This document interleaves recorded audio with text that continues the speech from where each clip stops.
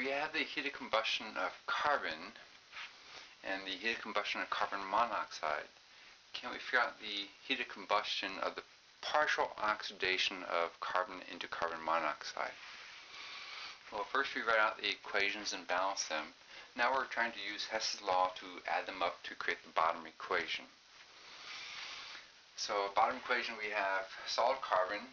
We have solid carbon in only one spot on these equations, so we need this as a reactant, but we need a coefficient of 2. So we're going to multiply this reaction by 2, everything in it. We're going to multiply the heat by 2 moles.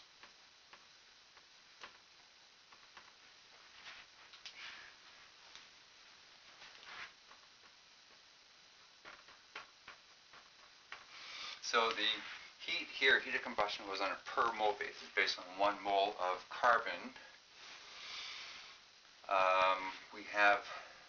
We multiply it by 2, multiply by 2 moles, the moles cancel off, we have the heat for the reaction as written. On the second reaction, we're going to need 2 carbon monoxides as a product. We have them as a reactant. So we're going to switch this reaction around. So we're going to have 2 carbon dioxides producing 2 carbon monoxides plus O2. And again, the heat on this is given on a per mole basis, but we have 2 moles of carbon monoxide.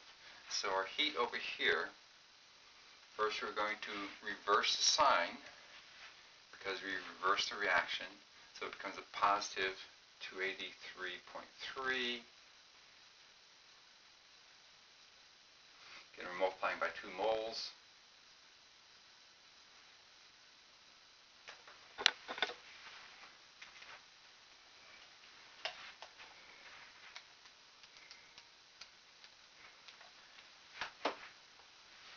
That will give us 566.6 kilojoules.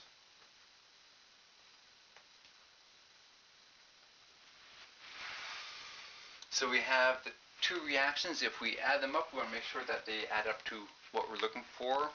So the 2 carbons remain, 2 oxygen. We have 1 oxygen here, so 1 gets canceled off. This one gets canceled off. 2 carbon dioxide, 2 carbon dioxide, they get canceled off. The 2CO remain. So we have the reaction that we're looking for. So we're just going to add these 2 values together.